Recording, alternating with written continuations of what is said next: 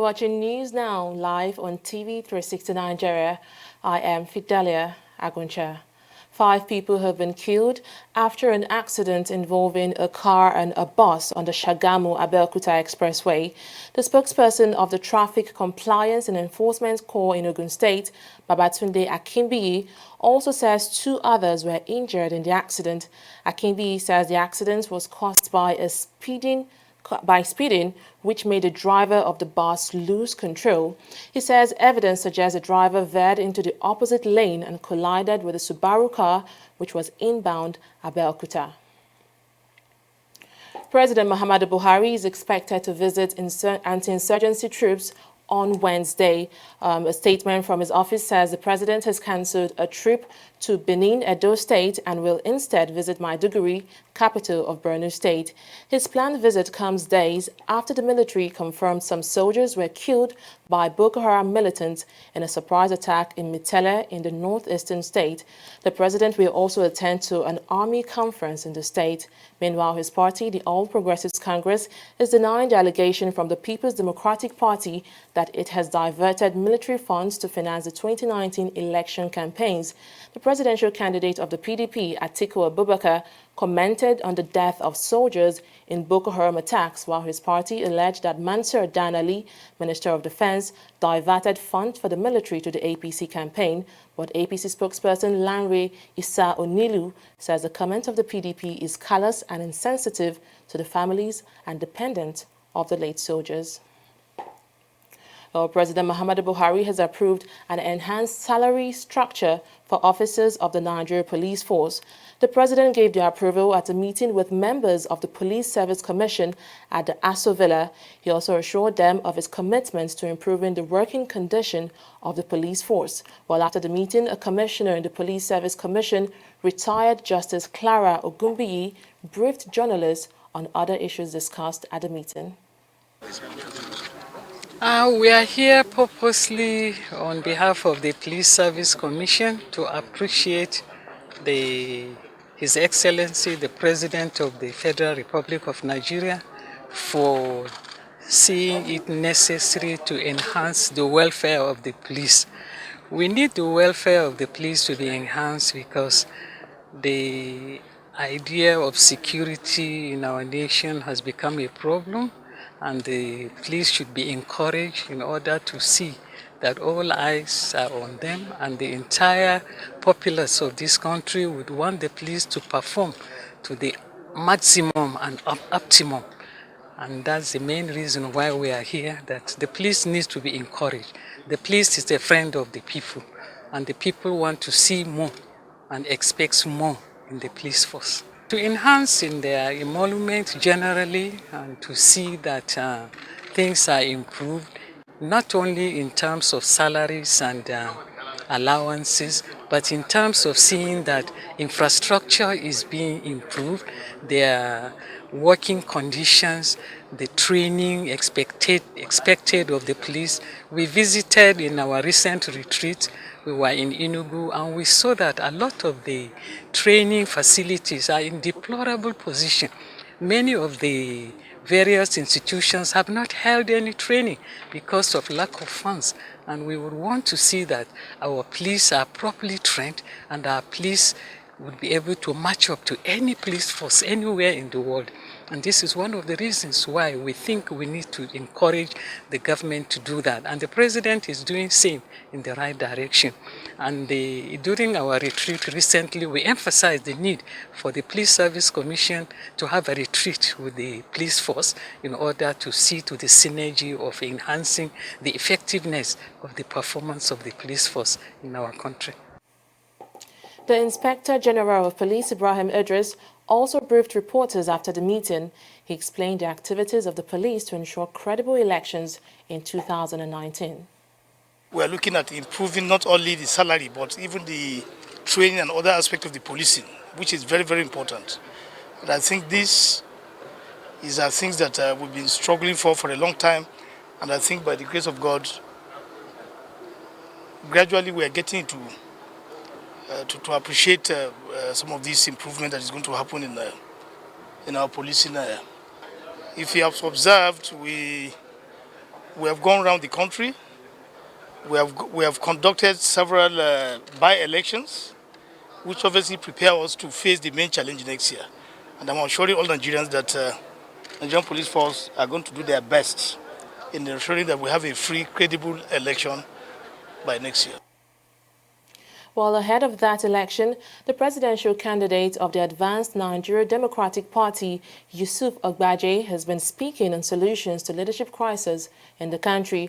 The former Aso chaplain says the economic, political, education and other sectors of the country are not progressing because the nation has lost its moral compass and run off the course of sustainable development. He also condemned any politician that suggests the sale of the Nigerian National Petroleum Corporation (NNPC) and other national assets. The greatness of any country or nation is largely a product of the quality of individual and collective ideas, ideologies, dreams, beliefs, convictions, decisions, choices, efforts, determination, hard work, willpower, and holistic positive action of the inhabitants called citizens.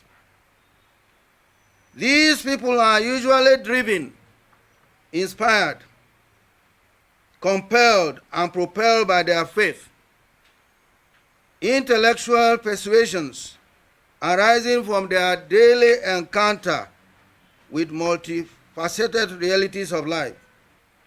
We are still a country of underdeveloped resources, abandoned projects, shattered hopes of a people perpetually struggling to become united, prosperous, secured, and experienced on common peaceful coexistence with one another. Unfortunately, we have individually and collectively succeeded in creating a culture of widespread godless behavior, deep-seated non-existential religiosity, largely unproductive leadership, chronically uncommitted followership, and pitiably schizophrenic lifestyle.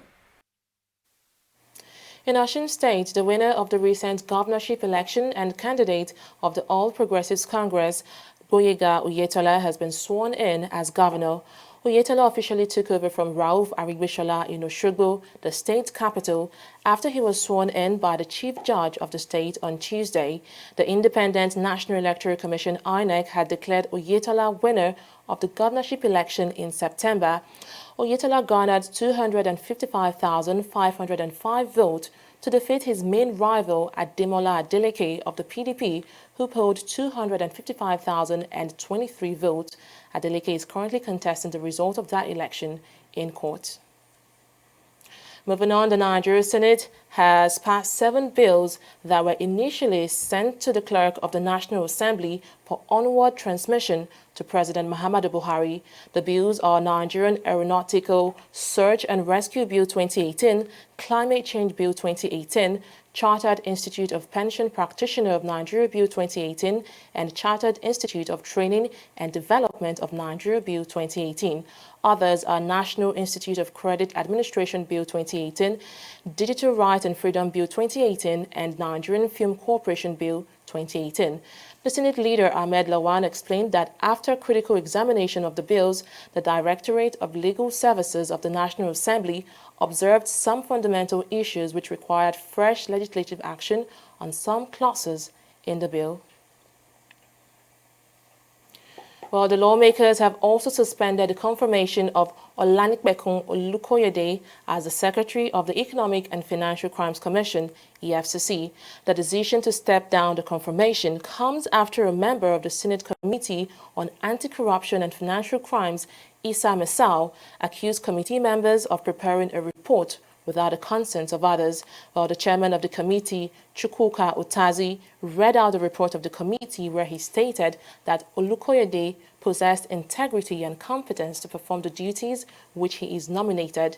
He says the committee is satisfied with the nominee's qualification and experience and thereafter recommended that the Senate confirmed the nominee.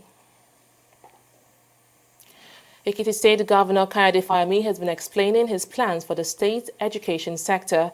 The new governor says he is worried by the current state of the sector in Ekiti and is attempting to boost it by offering free education to students at primary and secondary school levels.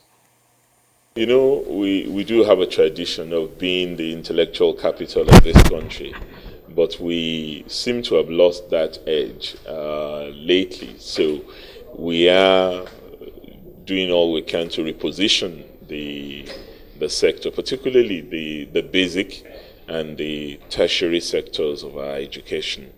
On the tertiary sector, we've set up visitation panels in all of the tertiary institutions to review and recommend what the critical and challenging issues are and how government should respond to the yearnings of this sector. In the basic education side, we are taking specific steps to address access to education, on trammeled access to education, because before now, Ekiti used to be the leading state in terms of school enrollment in the country.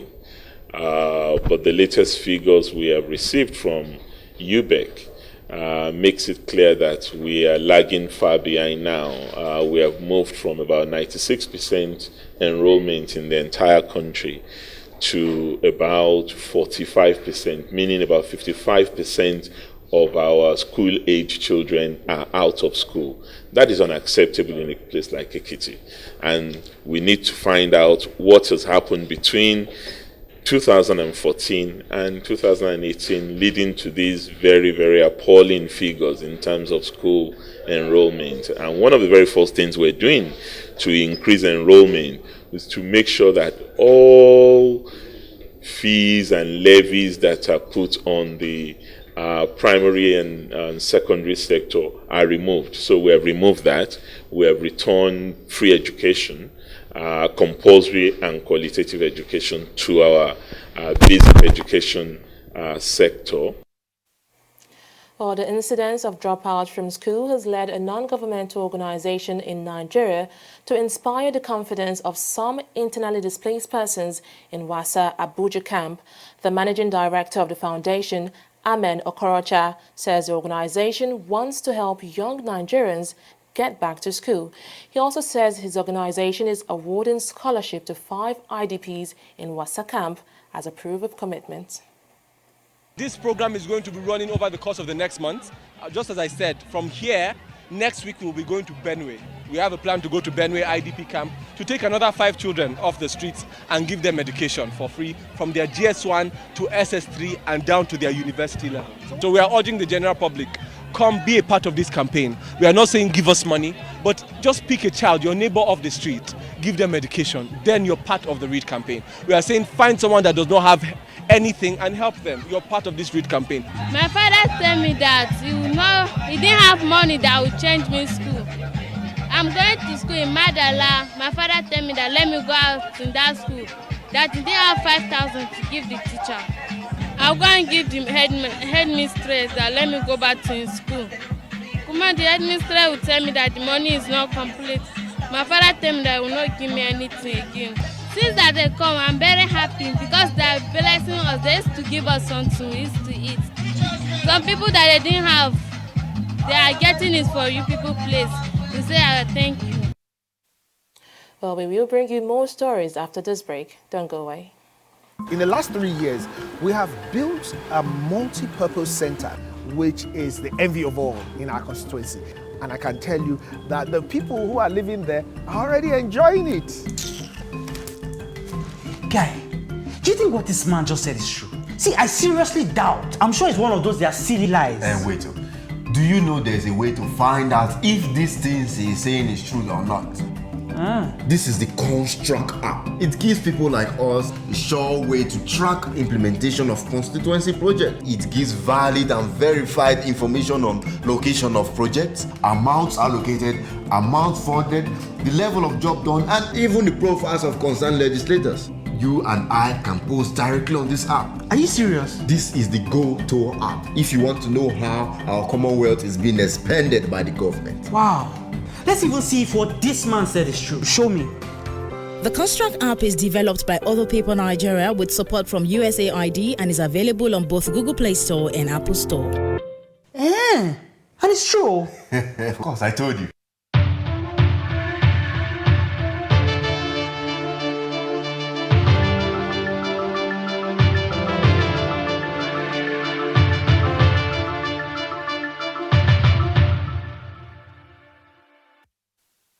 Thanks for staying with us. Well, it's time for business with Annette Felix. Hello, Annette. Hello, Fidelia. So there is a new report from the MBS. Can you update us on that? That's true. The National Bureau of Statistics has published the internally generated revenue at the state level for half year 2018. The half year 2018 shows that Nigeria's 36 states and the FCT IGR figure hits 579.49 billion naira, and that's compared to 453.83 billion naira recorded in the first year of 2017, and this indicates a growth of 27.7% year-on-year. 28 states recorded growth in IGR, while 8 states include Abia, Anambra, Benue, Taraba, Kebbi, Kwara, Ebonyi, and Enugu recorded a decline at the end of 2018 half year. The Net Federal Account Allocation Committee in half year 2018 is put at 1.23 trillion naira, while the total revenue available to the state is put at 1.74 trillion naira. However, the value of foreign debt stands at $4.22 billion, while domestic debt hits 3.38 trillion naira at the end of 2018 half year, respectively. Well, the controversy trailing the sale of the OPL 245 oil block has taken another turn after a new revelation showed the deal cost Nigeria an estimated $6 billion. The report was published by campaign group Global Witness and a Nigerian non-governmental organization, Human and Environmental Development Agency, HEDA, is working with experts in the petroleum industry to dig out more facts on the deal. And Adeshawa Odushoga has the details. Spanning some 2,000 square kilometers, the oil prospecting license OPL 245 oil block, located in the Niger Delta region of Nigeria, is one of Africa's most oil-promising oil block. However, its sale by the Nigerian government in 2011 has been shrouded in controversy. In 2016, the Economic and Financial Crimes Commission filed corruption charges against former Nigerian officials and oil giant ENI and Shell. Both companies are also facing similar trial in Italy. This non-governmental organization is here to cast more spotlight on the deal.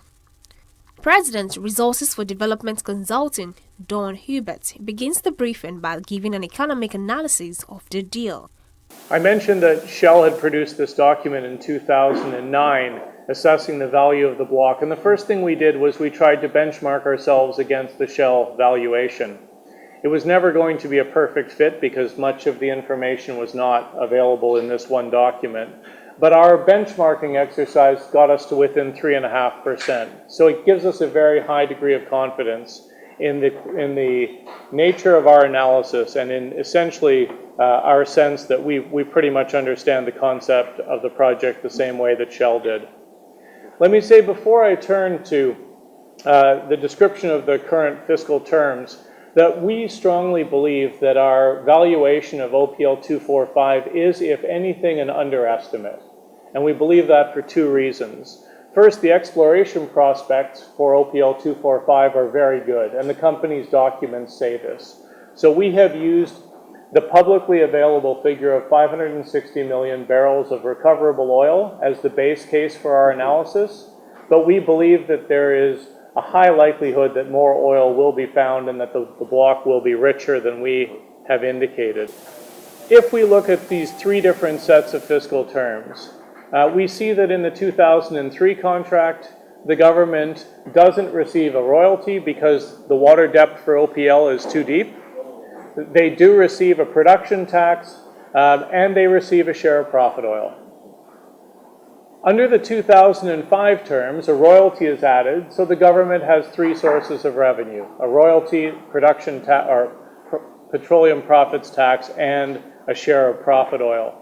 And this is the crucial point of my entire presentation, is that under the terms that currently govern Block OPL 245, the government does not receive a share of profit oil. Also speaking at the event, Barnaby Pearce, Manager Global Witness, adds his voice to why the deal must be cancelled. I think what we've shown today is the economic consequences of continuing with this deal. That this deal massively deprives Nigeria of its share from its oil to the tune of $4.5 or $6 billion, depending on which previous contract could have been adopted. There will be consequences, but I'll leave it to my colleague, Mr. Suraju, to explain what the government's position in court has been over this deal, and whether that lines up with their practice at present is up to the government to explain. The chairman of HEDA, Onlariwaju Suraj, in his analysis gives new discoveries on the OPL 245 deal and why Nigeria should not be bound by the contract agreement. Largely, the new information on OPL 245, based on the post-evaluation analysis by Resource for Development Consulting, further shows that the physical terms that emerged from the resolution agreement of 2011 and the PSA signed between Eni and Shell in 2012 are not consistent with the essence of a normal production sharing system. The PSA is an agreement between two international oil companies, that is Eni and Shell. In other contexts, this agreement could be called a joint venture agreement or a joint operating agreement between just Eni and Shell. We therefore maintain that Nigeria could not be bound by OPL 245 contract agreement, considering the new information that has provided further insight into the rip-off. The controversial terms of the OPL 245 compromises Nigeria's potential revenue from the oil block, considering that the contract is hugely at variance with terms on which Shell had been awarded the same license. The corruption cases surrounding the OPL 245 is still ongoing in Nigeria and Italy. In Nigeria, President Muhammadu Buhari has insisted on the continuation of the trial. The president also rejected Attorney General Abubakar Malami's proposal on how to resolve the impasse. Adeshawa Odushaga, TV360, Nigeria. Let's now take a look at trading on the Nigerian Stock Exchange today. Do stay with us.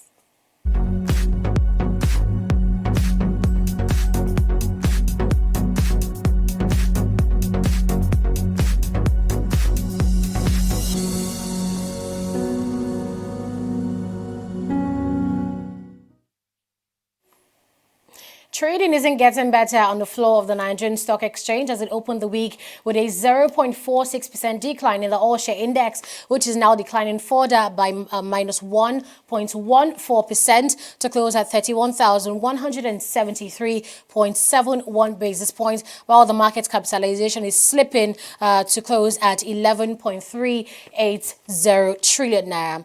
Now, our top losers today is dominated by the oil and gas sector, which is actually falling by minus 5.68% today. We see that this is led by Seplat and of course is declining by minus 9.61%. And this is despite the fact that Seplat actually just won the Pearl of the Capital Markets Awards at the just concluded Pearl Awards Nigeria. And of course, after the fact that President Muhammadu Buhari just actually consented the renewal of 3 oil mining licenses to last the company till October 21st, 2033. And let's see the equities that are actually making the most sales on the Nigerian stock market today.